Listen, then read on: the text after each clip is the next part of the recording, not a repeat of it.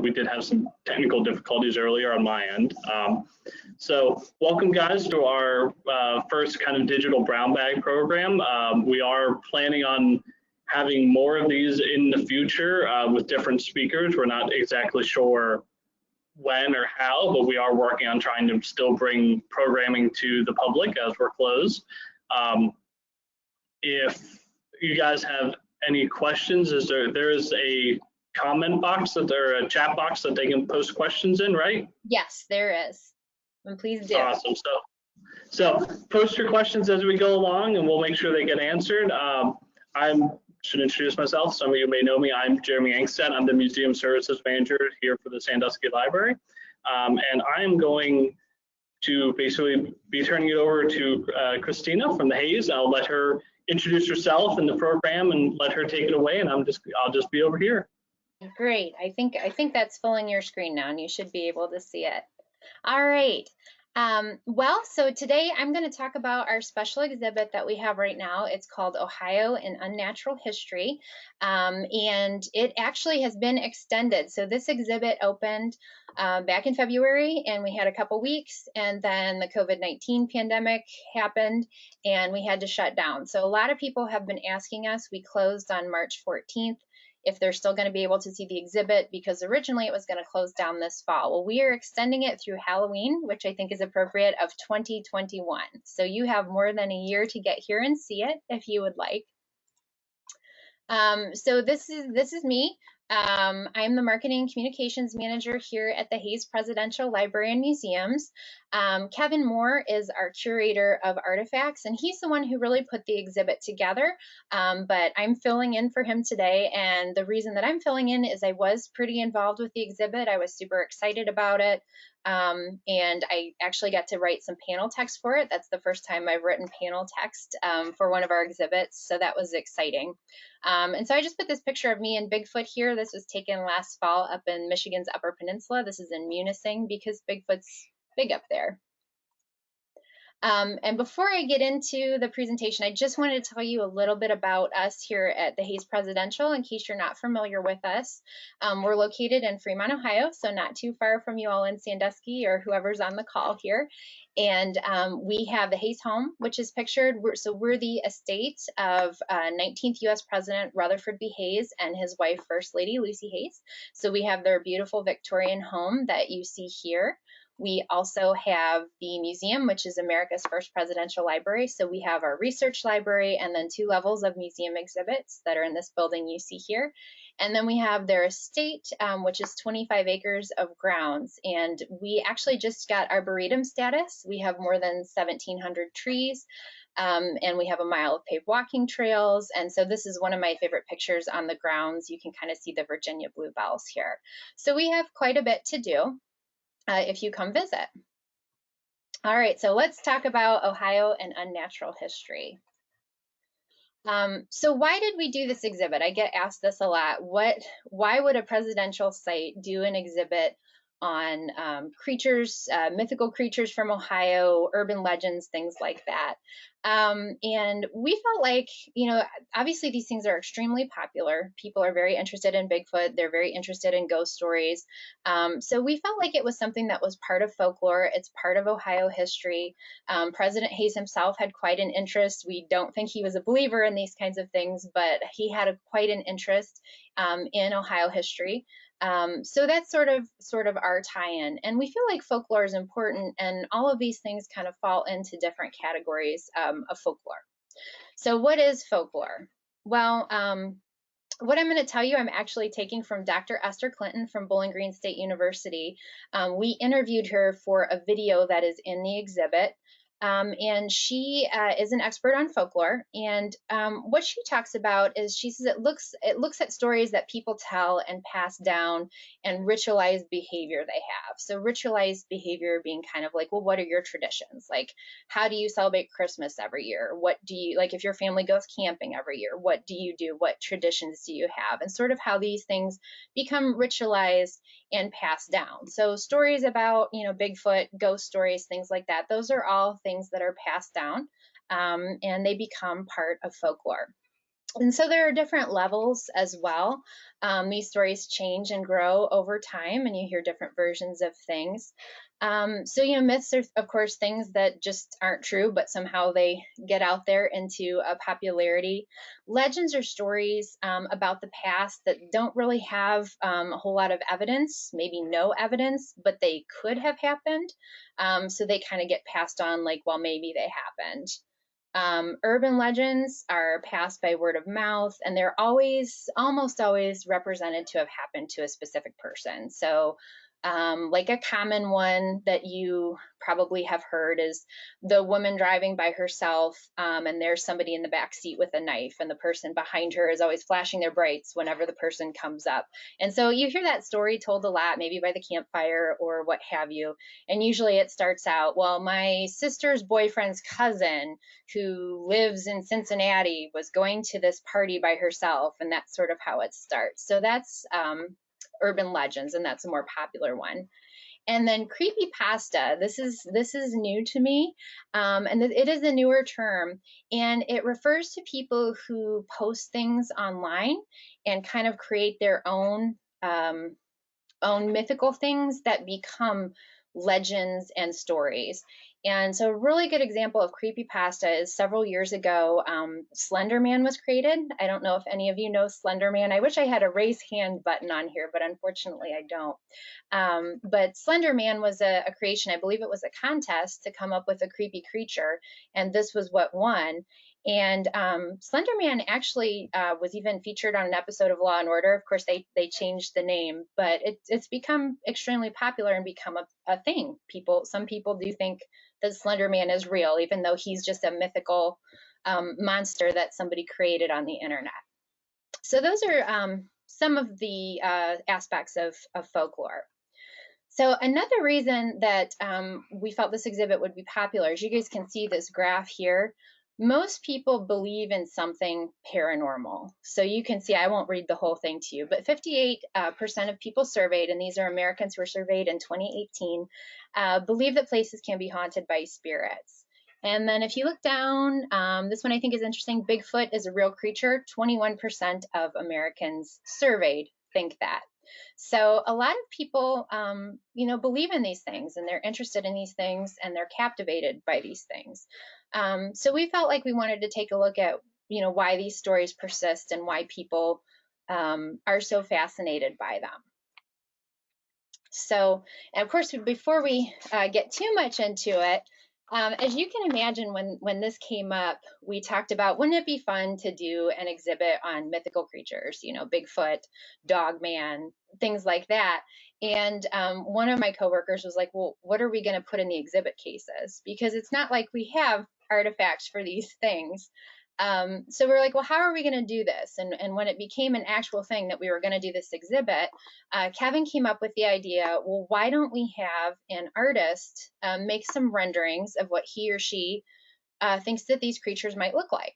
And so we partnered with Dan Chudzinski, and you can see him here. He is the curator of the Mazza Museum at the University of Findlay. It's a wonderful museum if you haven't been. It's a children's book museum. And he also is a very talented artist. He's consulted on movies. He is a sculptor, digital artist, sketch artist. So he's the one who really brought our creatures and our hall of monsters, as we say in our exhibit, to life. So Dan's pictured here with some of the creatures he has sculpted. Now the photos you see here, these aren't actually in our exhibit, but these are some of the things that he came up with. So he's a great artist. And he's kind of the one who really brought this to life. So that's been a really great partnership for us. So now I want to talk a little bit about the creatures you'll see in the exhibit. I can't cover all of them today, but I'm going to do a few highlights, and then I'm hoping that you'll come and see the exhibit so you can see all of the different creatures and legends and things. So I feel like, this is Sandusky Library. You guys are on Lake Erie. We have to talk about South Bay Bessie. How could we not talk about her? And South Bay Bessie, again, I wish I had a raise your hand button here. So maybe if you guys have any thoughts, please feel free to put them in the chat box. And I'll get to all your questions toward the end. But if you have anything to share, please do. So South Bay Bessie is the Lake Erie sea monster. And so she would be our version of the Loch Ness monster. And she's pictured here. This is actually a concept sketch. Before Dan came up with his final digital art that you see in the exhibit, he made some concept sketches. So I'm going to show you both because I think they're both just really, really cool. So South Bay Bessie is sort of like the Loch Ness monster. Sightings of her and just sea monsters in general, how they date back to like the 1600s, 1700s.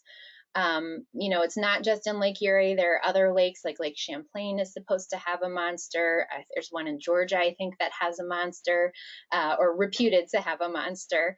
And she actually has been, sightings of her have been documented in newspapers over the years. So there were actually, this was one of the panels that I got to write, and there were a ton of references to her, but I'll just share a couple. There's a lot of sightings in the 1800s, but also early 1900s. And actually in 1913, the Sandusky Star-Journal, which is a newspaper that no longer exists, of course, reported that a group of fishermen off of Johnson's Island actually caught South Bay Bessie in their net, and that she had at least a dozen legs, she was hairy, and she had the head and tail of a sea lion. And unfortunately, no one got a picture. And somehow she wriggled out of the net and got away. So whether or not you believe that, that was reported in 1913. And then a year earlier, there were several sightings, and I'll just highlight a couple. But during the winter on Kelly's Island, some residents woke up to the sound of smashing ice. So they all run out to see what's going on because it's this huge commotion. It's like an icebreaker ship is coming in. And they reported seeing a monster with flippers and a gaping mouth full of teeth breaking the ice.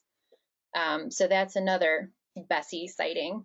And then later in the year, around summertime in 1912, a fisherman reported seeing the monster near Milan, and it ate a woodchuck, and then it ate a dog. And there are other reports from that time period of Bessie eating dogs. So I'm not sure what her thing is with dogs, but and also she has different names. Like South Bay Bessie seems to be the most common.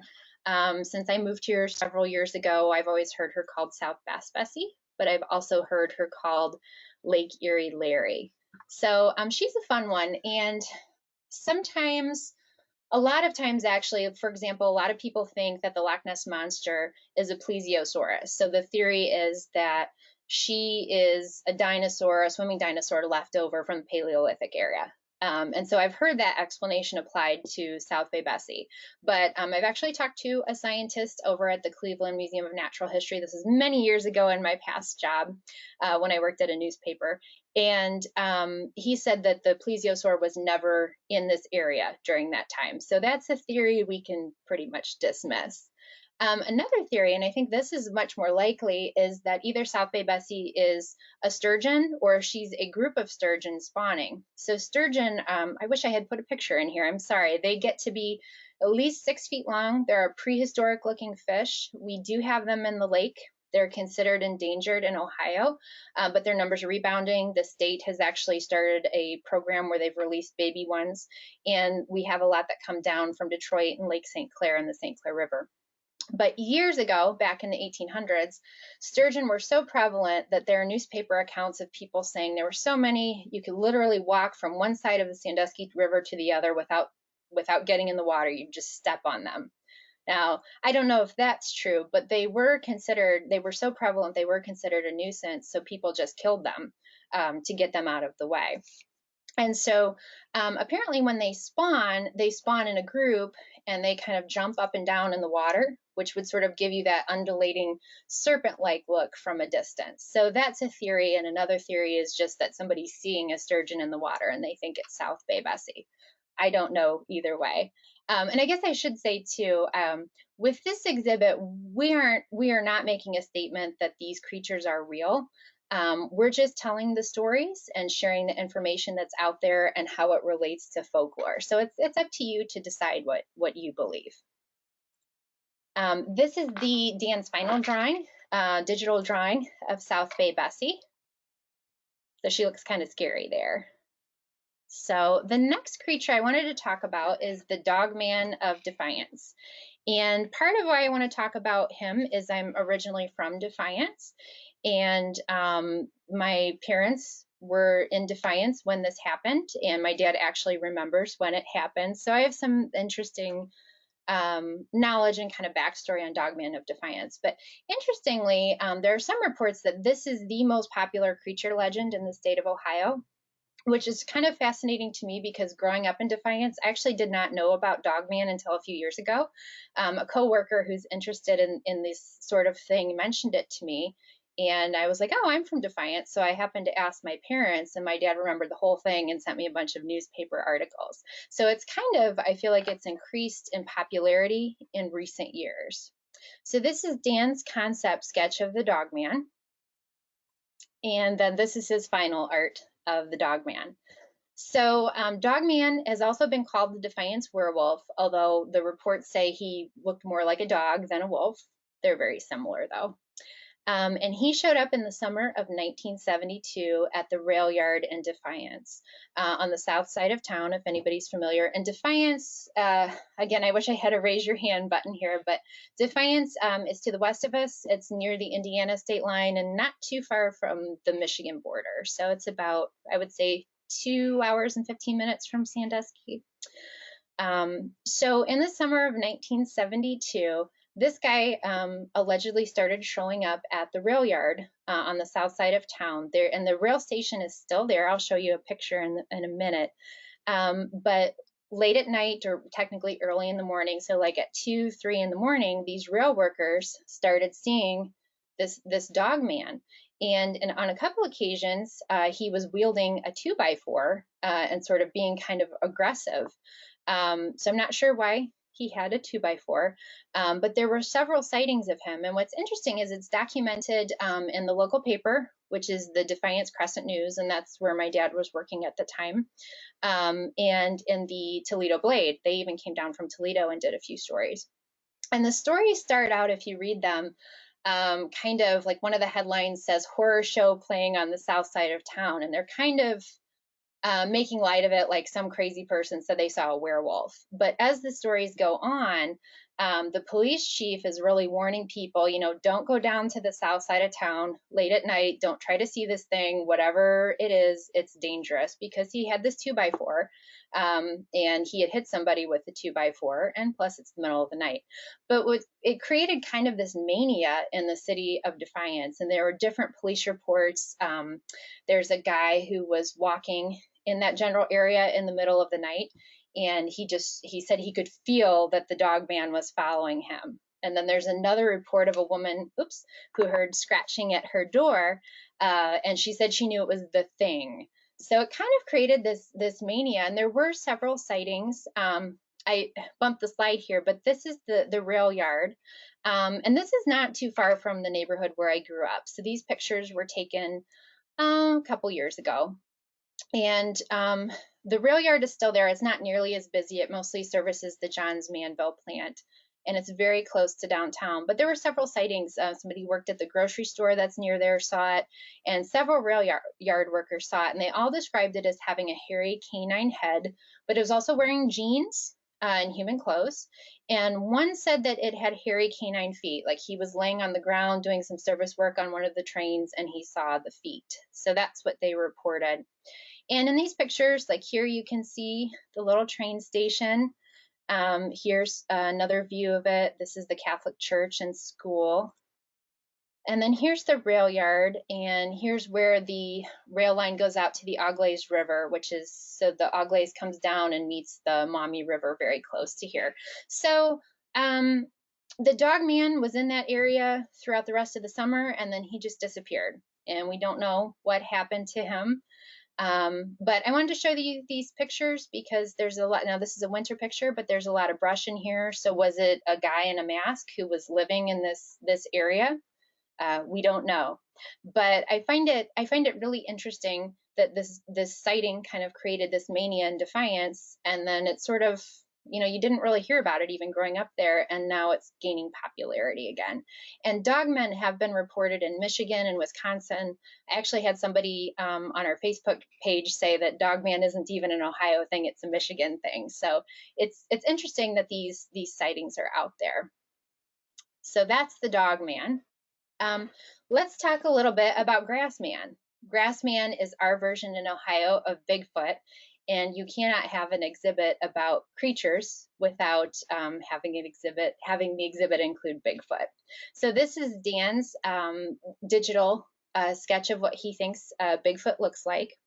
And a lot of people say, well, isn't Bigfoot like a Pacific Northwest thing? Well, he is, but actually Ohio ranks 5th for Bigfoot sightings.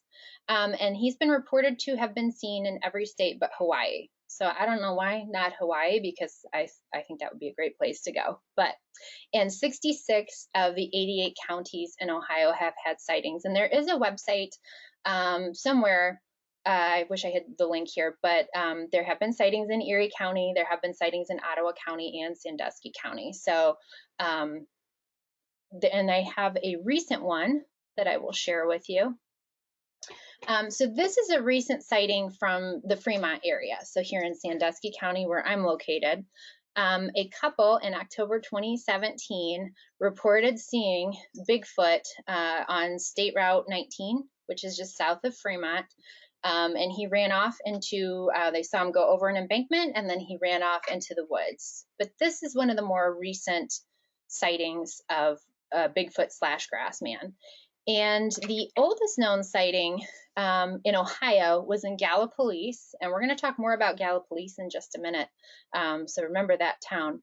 In 1869, and they reported in the newspaper in Cincinnati at that time, he was described as a hairy, naked, wild man, and he would attack carriage riders before going into the woods. So Grassman, he's kind of our Ohio version of Bigfoot, and he's of course most popular around Salt Fork State Park down by Cambridge. Bigfoot is very big there. They actually have a national Bigfoot convention there every year. Okay, so the last creature I'm going to talk about is Mothman. And most of you probably know Mothman. A lot of people say, well, isn't Mothman a West Virginia legend? And yes, Mothman is, but we share him with West Virginia because he showed up right on the border. So this is where we see Gallipolis again. He was sighted in Gallipolis several times. And he, of course, was featured in the book by John Keel. I don't know if any of you have read it. It's an interesting read. And then it was made into a movie with Richard Gere and Laura Linney in the early 2000s, I believe. And I've not seen the movie. But basically, in the 1960s, all of a sudden people in Gallipolis, and then, of course, across the river in Point Pleasant, West Virginia, started seeing this 9-foot-tall man-like creature with huge wings. And he was sighted quite a bit. He appeared in 1966 and 1967, which caused this guy named John Keel, who was a journalist, to come down to West Virginia. And John Keel is the one who actually, I believe, started the Men in Black. If you guys have seen those movies, Men in Black was believed to be a thing. Supposedly these guys in black suits were going around the towns and talking to people about the Mothman. Ultimately, John Keel believed it was foretelling the disaster that happened in 1967. The Silver Bridge over the Ohio River between the two states collapsed just before Christmas, and 46 people died. And then the sightings stopped after that. I know there have been different sightings since then, but that it seemed like the reason he felt it was the foretelling was there were all these sightings, and then the collapse happened, and you don't really have that many sightings anymore. So that's sort of Mothman's story. But what's interesting about Point Pleasant, and here you can see the book and some coverage. This is the Silver Bridge collapse. But what's interesting about Point Pleasant is they have, like some other towns who have a legend like this, they have kind of turned it into a tourist thing. There's a Mothman museum there. I'd be really interested to know if any of you have been and what you think, so please feel free to share in the chat box. But you can see there's this statue here, and then this other picture is from their annual Mothman Festival that takes place in the fall. I did just see that, unfortunately, that's been canceled because of COVID. But it's interesting how this town has kind of taken this and turned it into sort of a tourist attraction. So again, that's another reason we felt like folklore and sharing of stories and Ohio history, that this would be an interesting exhibit for people to include these sorts of things.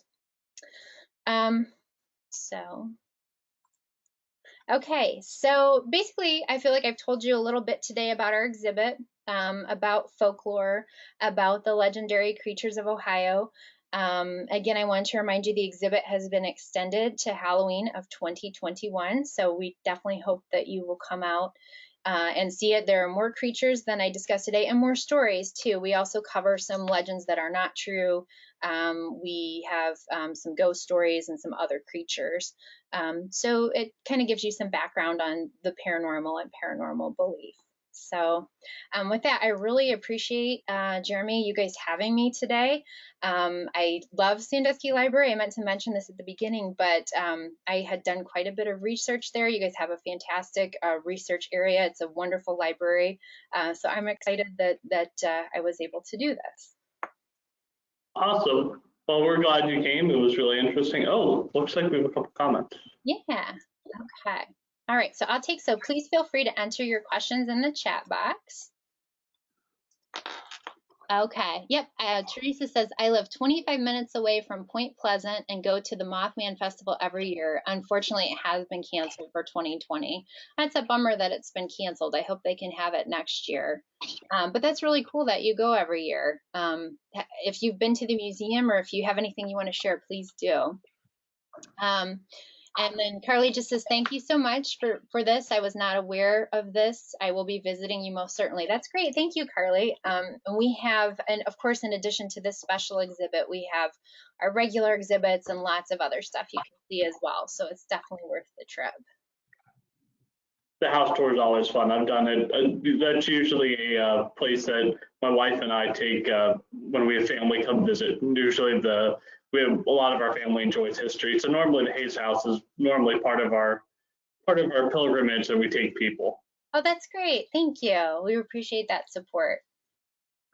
So my question is, so obviously you're a big part of helping to organize this. To you, what was the most interesting thing you learned? Oh, that's a great question.